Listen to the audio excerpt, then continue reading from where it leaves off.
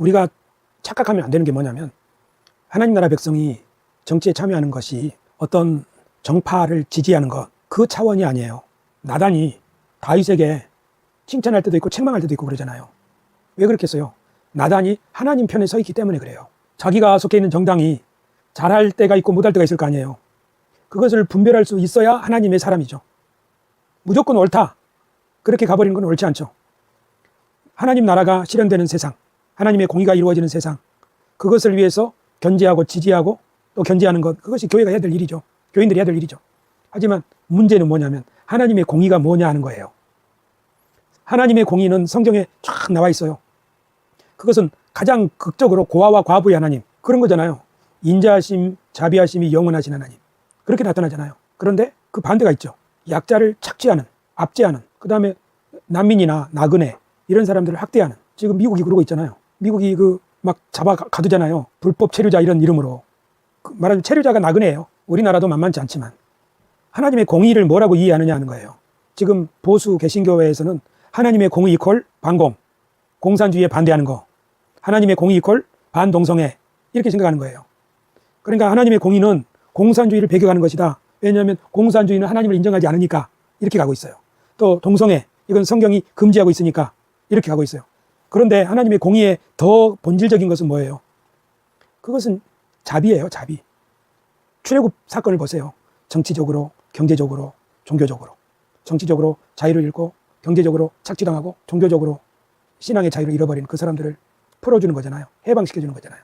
예수님의 누가복음 4장에 나오는 나사렛 회당에서의 설교, 주의 성령이 내게 임하였으니 이는 가난한 자에게 복음을 전하게 하고 눈먼 자를 다시 보게 하고 눌린 자를 풀어 자유케 하는 것이라고 하잖아요. 하나님의 은혜가 되었다고 선포하게 함이라고 하잖아요. 희년을 선포하게 하는 거죠. 풀어주는 거예요. 그게 하나님의 공의인데 그것을 실현하는 것이, 그것을 가로막는 통치자들에게 대항하는 것이어야 하는데, 안타깝게도 지금 우리 보수 개신교회가 잡혀있는 것은 공산주의 트라우마, 그거에 잡혀있는 거예요. 동성애 관련해서는 문자주의, 그런 거에 잡혀있는 거예요. 그러니까 너무 자기를 방어하려고 하는 사람들의 행동이라는 걸 알 수 있어요. 사실은 이 방어하는 사람들은 선한 일을 할 수 없어요. 이걸 풀어야 할 수 있지. 그러니까 사실은 약한 사람들이라고 볼 수 있어요. 두려워 떠는 사람들이라고 볼 수 있어요. 이 두려움을 극복해야만 나가서 손을 펴고 할 수 있을 거 아니에요. 저 북한이 우리를 죽일지도 몰라, 저들은 늘 나쁜 놈들이야, 이런 생각을 가지고 있으면 아무것도 못하지. 동성애는 죄야, 그러고 있으면 그들의 상황 알아보려고도 하지 않죠. 이미 낙인 딱 찍어버리니까 그래요. 그러니까 그 바리새인들도 다 그런 거예요. 성전을 어지럽히는 자라고 자기 있는 걸 지키려고 하는 거죠. 하나님의 공의가 뭐냐가 중요한 거예요. 양쪽 다 하나님의 공의를 위해 산다고 그래요. 그것은 사람마다 다르겠죠. 예를 들면 어떤 나라는 목회자가 정치인이 되기도 해요. 과거에도 그랬고. 또 어떤 사람은 나는 목회에만 전념한다 하는 그런 사람도 있죠. 일반 시민들도 마찬가지예요. 개인마다 달라요. 하지만 교회가 정치에 대해서 아까 말한 두 가지, 하나는 견제, 저항하는 거, 또 하나는 지지하는 거. 근데 이것은 정당을 지지하는 것이라고 오해받을 수 있어요. 바른 정책을 펴는 정치인들에 대해서 지지하고, 그런 정책, 백성에게 해로운 정책을 펴는 사람들에 대해서는 저항하는 거죠. 근데 사실 지금 양쪽 진영이 다 그렇게 하고 있어요. 이쪽에서는 북한하고 거리를 둬야 된다, 그런 정책을 펴야 된다라고 주장하는 거고, 이쪽에서는 아니다, 북한하고 관계를 좋게 해야 된다 하는 정책을 지지하는 거잖아요. 그러니까 하나님의 공의에 대한, 무엇이 옳은가에 대한 판단이 이렇게 다른 거죠. 이것 때문에 사실 계속 논쟁하고 정권이 왔다 갔다 하고 그러는 거잖아요. 그 속에서 하나님의 백성들이 어떻게 해야 될 것이냐, 무엇이 하나님의 공의인가 하는 것을 판단하는 문제는 결국 성도들의 그런 소양에 담겨 있죠. 하나님의 말씀을 어떻게 이해하느냐 하는 그 소양, 상식, 그것이 낮으면은 낮을수록, 또는 두려움에 사로잡히면, 편견에 사로잡히면 사로잡힐수록 그렇게 가는 거고, 보수적으로. 또 이게 개방적일수록 예수님처럼 그렇게 하는 거예요. 이게 바로 그 싸움이에요. 선한 싸움. 통치자들과 관세들, 하늘에 있는 악한 영들이 그 두려워하는 마음을 심어주는 거죠. 그러니까 이것은 그 민주주의 제도에서는 그 타협점을 찾기 위해서 다수결의 원리, 이런 여러 가지 장치를 마련하잖아요. 그렇게 해서 운영하고 있는 것은 사실이에요. 오늘 설교를 통해서 명료해진 것은 하나님 나라와 정치가 어떤 관계인가 하는 거예요. 그러니까 우리는 정치에 과몰입할 필요가 전혀 없어요. 그렇다고 무관심하면서는 안 되겠죠. 우리에게 중요한 것은 뭐냐면, 모든 신자들에게 중요한 것은 하나님의 나라는 하나님의 공의가 실현되는 세상이다. 아마 이거는 누구도 부인하지는 않을 거예요. 문제는 뭐예요? 그 하나님의 공의가 뭐냐 하는 것이죠. 결국 이 문제예요. 이쪽에서는 차별금지법을 절대 제정하면 안 된다. 그건 하나님의 공의를 훼손하는 것이다. 이렇게 보는 거고, 이쪽에서는 무슨 소리냐 하는 거잖아요. 그렇죠. 서로 대화가 안 되죠. 이런 가운데 인간이 살고 있는 거예요. 그리고 우리 예수님도 바로 그 갈등의 한복판에서 사셨고, 사도 바울도 마찬가지고. 그런데 있잖아요, 우리가 시편에서 읽었던 것처럼 악인의 형통을 부러워하지 말라 하면서 뭐라고 그랬어요? 풀이 속히 배임을 당하고 채소가 마름같이 된다는 거 있잖아요. 우리 세상에 있는 사필 규정. 악인은 심판을 받아요. 그러니까 이 선악의 구도가 영원히 가는 것 같지만, 그래서 접점이 없는 것 같고 끝도 없는 것 같지만, 그러나 누가 선이고 누가 악이었냐 하는 것은 드러난단 말이에요. 그러니까 똑바로 서 있어야 돼요. 흔들리지 말고. 또 한 가지는 뭐냐면은 내가 절대적으로 선이다라는 착각은 하면 안 되겠죠. 내가 선일 수는 없어요. 하나님이 선이지. 그러니까 내가 늘 하나님의 편에 서려고 노력을 해야 돼요. 우리가 배운 것처럼, 하나님 대해서 배운 것처럼 하나님은 항상 그 이상이라고 했잖아요. 우리는 이게 최선이라고 생각을 했는데 하나님의 최선은 그 이상이라는 것을 늘 인정을 해야 되는 거죠. 그러니까 이게 어떤 진영이나 어떤 도구마 이런 데서 갇히면 안 된다는 뜻이에요. 이해하겠죠? 민주당이 하는 일이 항상 옳은 건 절대로 아니에요. 하나님만이 옳으신 분이에요.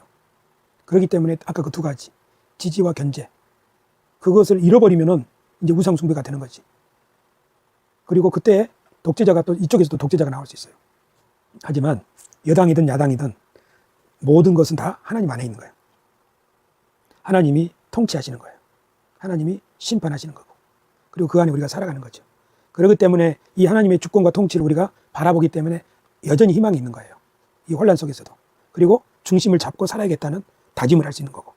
그렇게 보면 오늘 설교에서는 그 정치에 대해서 무관심하게 된 이유에 대해서 설명했잖아요. 교회가 국가조찬기도에 참석한 사람들이 윤석열의 불의에 대해서 지적 못할 거 아니에요. 그러니까 교회는 정치 권력하고는 거리를 둬야 돼요. 이게 쫙 달라붙어 버리면은 노후를 못 한다고요. 그렇다고 국가의 정책이나 이런 거에 대해서 무관심하면 안 되겠죠. 좋은 정책은 적극적으로 지지하고 동참해야 되겠죠. 또 그릇된 것에 대해서는 이의를 제기하고 해야 되겠죠. 그런데 문제는 지금 우리 개신교회는 전반적으로 이런 좋은 의견을 내지 못하고 있어요. 그 가장 큰 이유는 국가와 역사와 공동체에 대한 책임의식이 결여되어 있기 때문이라고 생각해요. 책임의식이 있다면 그걸 연구하고 들으려고 하고 현안을 파악하려고 노력하겠죠. 그래서 성경과 비추어가지고 좋은 정책을 내겠죠. 그런데 그런 걸 알지도 못하는 거예요. 그래서 교회가 하는 일은 우리 교회의 편의를 위해서 이런 것 좀 도와주시오 하는 그런 요구를 하거나, 아니면 극단적으로 이슬람 반대하거나, 이런 엉뚱한 차별금지법 반대하거나, 이런 나아가는 발전하는 사회를 발목을 잡는 일만 하고 있는 거예요. 그러니까 교회가 정치에 대해서 하나님 나라가 어떻게 정치와 접점을 가지고 있고, 이 정치 발전, 즉 공동체와 정치 안에서 올바른 정치를 세움으로써 국민들의 생활이 더 나아질 수 있게 하는데 하나님 나라 정신이 어떻게 기여할 수 있는가, 또 어떻게 우리가 그 일에 책임 있는 자로서 부르심을 받았는가 하는 것을 교회가 깨닫지 못하고 있는 거예요. 전도만 중요한 줄로 알아요. 이 다 왜 그래요? 하나님 나라가 저리 전도해 가는 거라고 생각하기 때문이지. 하나님 나라가 하나님의 뜻이 실현되는 세상이라고. 성경 내내 하나님이 계속 이 땅을 고치고 회복하고 그렇게 공의를 이루기 위해서, 심지어 자기 백성이 타락하니까 백성을 책망하고 치잖아요. 너희가 애굽처럼 돼버렸다고 말이에요. 너희가 뭡니까? 소돔과 고모라처럼 돼버렸다고 말이에요. 뭔 말이에요? 하나님의 공의가 세워져야 생육 번성 충만, 자유롭고 번영하는 세상이 이루어지기 때문이죠. 하나님의 관심사가 여기 있다는 것을 성경은 계속 말하고 있는 거예요. 그리고 이 일에 반대하는 세력이 애굽이고 바벨론이고 용이고 짐승이고 음료고 이렇게 통치자와 권세들이고, 그런 것이 때때로는 악한 지도자, 독재자의 모습으로 나타나고, 때로는 그것이 제도로 나타나고 관습으로 나타나고. 그래서 우리 장로교 어떤 교단은 여자는 목사하지 마라, 지금까지도 그러고 있잖아요. 관습에 잡혀 있는 거예요. 그러니까 관습이 사람들을 옥죄일 수도 있다니까요. 그런 것은 관습을 뜯어 고쳐야 되는 거죠. 제도가 사람들을 옥죄일 수도 있어요. 그런 것들을 고쳐야 되는 거죠. 그게 바로 통치자와 권세, 우리 싸워야 될 대상인 거예요. 옛날에 노예방 위에서 싸웠던 우리 선배들처럼 이게 다 무엇과 관련이 있어요? 현실에 대한 문제의식이 있어야 될 거 아니에요. 근데 현실에 눈 감아버리면 우리는 상관없다, 우리는 교회는 따로 있다, 이렇게 가버리면 이 교회가 지금 하나님의 나라를 완전히 오해한 거예요.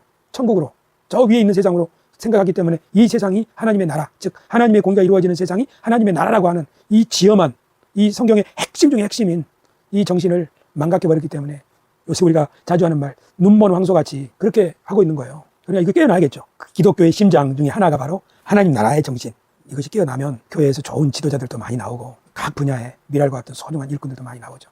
우리나라와 같이 좋은 나라가 어디 있어요? 국민들 다 믿든지 안 믿든지 각 분야에서 다 두각을 나타내고 있잖아요. 이런 상황에서 교회가 제일 뒤처지면 되겠어요? 교회가 지금 태극기 들고 다니면서 막 선동하고 있으니 얼마나 부끄러운 노릇이오. 그게 책망받을 상황이에요, 지금 교회들이. 남한 장군들이 다 이렇게 온 세상에 많은데 교회만 완고해가지고 있다고 또 볼 수 있어요. 우리들에게 시급하게 회복돼야 될 것이 바로 하나님 나라의 복음이에요. 하나님 나라의 비전. 생육하고 번성하여 충만하리라. 적과 꿀이 흐르는 땅에서 천하 만민에게 복이 될 시온이 되리라. 그래서 만국이 열방이 일어나서 다윗의 노래처럼 여호와께서 통치하신다. 그렇게 고백하는 세상. 단지 종교적인 고백만이 아니라 그 하나님의 공의를 인정하는 세상 말이에요. 그러면 유엔이 얼마나 더 제 기능을 발휘하겠어요. 지금처럼 유명무실하지 않고. 얼마나 더 기후 문제에 대해서 전 지구적으로 단합이 일어나겠어요. 왜냐하면 여호와께서 통치하신다. 그분의 세상을 우리가 그 대리인이 그 세상을 후손에게 잘 이어줘야 된다. 전해줘야 된다. 보존해야 된다 하는 그런 의식이 어디서 나와요? 하나님 나라, 하나님의 공의가 실현되는 세상, 거기에 대한 공통된 믿음으로부터 나올 수 있는 거죠. 지금은 경제적인 원리 가지고 이렇게 그런 문제가 나오고 있긴 하지만, 그러니까 이게 정말 가능할까? 그 요한계시록에서 그 모든 민족들이 일어나서 하나님을 탁 구원하심이 하나님과 그의 어린 양께 있도다 막 노래하잖아요. 그 노래가 모든 백성과 민족과 방언들에서 나와서 구원하심이 하고 찬양하잖아요. 그 정말 아름다운 모습이거든요.